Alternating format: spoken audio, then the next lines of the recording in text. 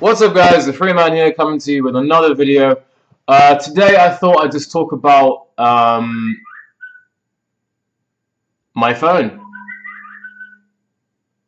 Wow. Fuck it. Distractions! Okay, take two. So today I thought I'd talk a bit about what it was like growing up socially anxious in a bit of a different perspective, and shine a light on what it's like to communicate with the opposite sex, and really some of the really interesting challenges that I faced and how I overcame them. I'm not gonna lie, I am not the dullest tool in the shed. I do have some looks about me. I'm not gonna hide it. I'm not gonna be like really modest about it. I've been told this before.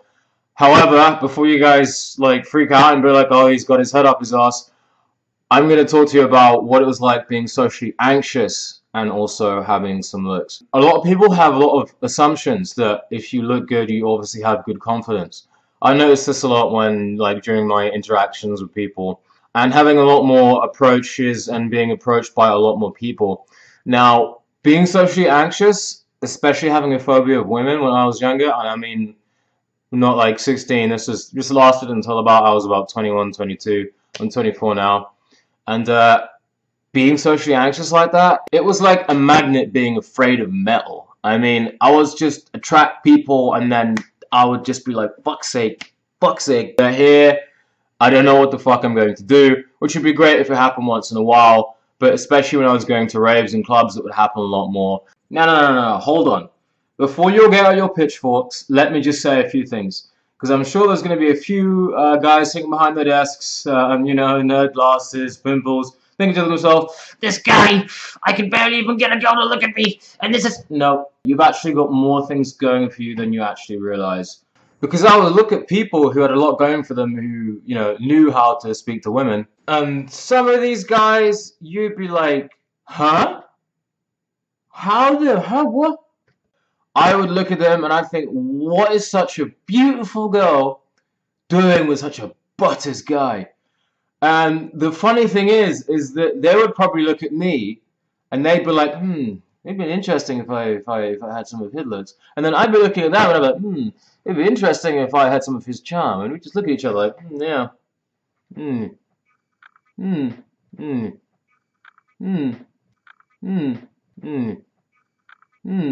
Looks aren't everything. I cannot drill this into you enough. Looks are about 10%. Imagine if you're fishing and you have like a really sparkling bait. It's got all sorts of stuff in it. You cast it, the fish come swimming, they bite it. That's the looks. But you're gonna have to have the strength to reel it in, to pull it in. This is where the art of charm comes in. This is where all these other things come in. If you want more about that, I'm not going to sit here and tell you about all this and that and how to be a charming person. I will direct you to a few other videos that really help me with that. People like the 21 Convention, RSD. But if you don't have that initial charm, they look at you and they'd be like, ah, and then you'd open your mouth and they'd be like, it was really torture sometimes. And I'm sure that some guys know, when you look at a woman's face, and it morphs from actually being attracted to you to that sort of like, oh, he's a nice guy smile. Oh my god, I am so fucking sick of that. It is one of those things that like you just see it once and you're just fucking tired of it. Like that happened to me so often that I just could not count. Now, it was a very paradox, because I found myself in a situation whereby I did want female company and I was very good at attracting it, but the inability to actually keep it there for long periods of times without being immediately friend zoned sort of left me in a state whereby I had to stay away from women for the longest period while I worked on myself, because I did recognize that growing up I really wasn't given the tools to how to be a gentleman. I mean, my dad, he used to have balls. Although he didn't really teach me that much about anything apart from just working hard and getting a job. But recently, especially in the last few years, what balls he had has just vanished. So he's basically the kind of person that just his wife just beats him up all the time verbally. She just treats him like shit, basically. which is really sad to see sometimes. But oh well. Sometimes I think that he actually subconsciously wants to be treated like shit, and it's very interesting because I can actually see in their relationship. When you do get healthy, you do become more naturally attractive to the opposite sex. Like I've been told that through a lot of my healing protocols and my juicing and loads of other stuff, that my skin is glowing, like literally glowing. I have numerous compliments from people that I've seen before. So you don't have to be born with it, but when you get healthy, naturally, it doesn't matter who you are, what you look like, you will look more attractive to the opposite sex. This is just simple biology. If you look unhealthy, if you feel unhealthy, then you don't look as if you're going to be an attractive mate, because the offspring that you'll raise will most likely be unhealthy. Also, you won't be able to basically protect the woman. So getting healthy is one of the best ways to improve your attractiveness. So if you're one of those guys that thinks that he's not attractive and you want to change that immediately, hit the gym, start cutting down on the junk food. There's so many things that you can do. But also learn the game. I mean, Neil Strauss, loads of other people, there's so many resources out there.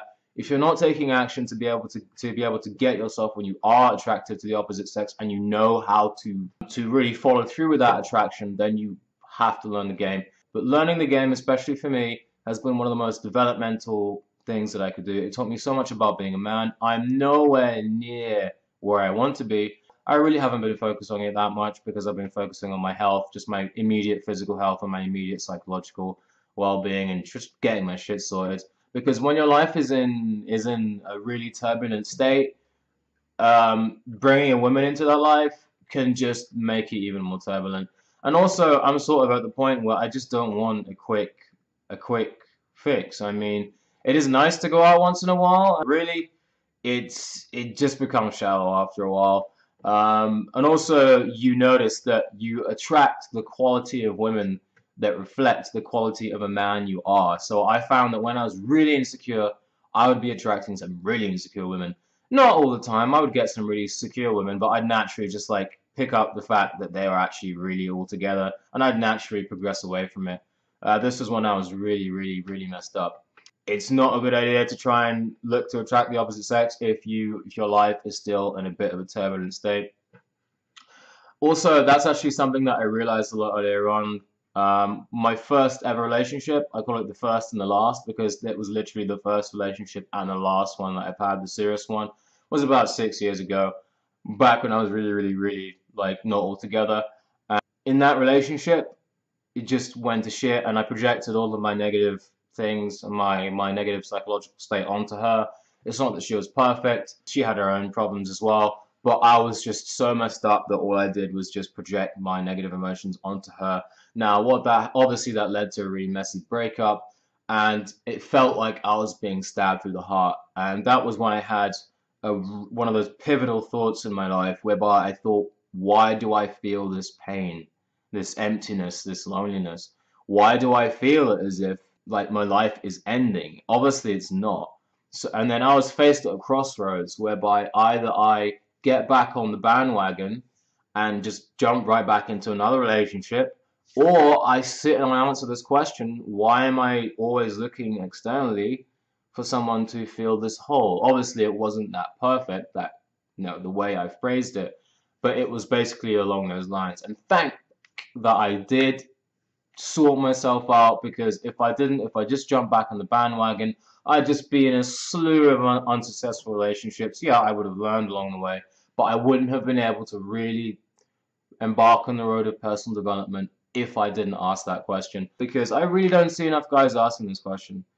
I mean, I've got nothing wrong with people being in a relationship if they're not like 100% like all together and their life is sorted. This is what learning is. I mean, I'm not going to go around and say that. But when I see people getting into one shitty relationship to another shitty relationship, and you guys know those people on Facebook that get into a relationship for like 30 seconds literally, and then they break up and everyone's like, oh, I feel so sorry for you.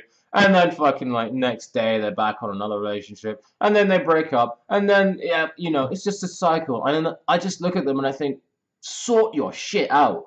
Like, Sort your shit out. Stop looking for someone else to fill that hole within you, and ask yourself instead, why is this hole here? What can I do to really figure out, not fill it with something else like relationships or drugs or alcohol, but how can I really develop myself to the point where I don't need all these things to fill me up? Not to say that I can't do any of those things, but the emotional attachment is either erased or is not as strong as it was before.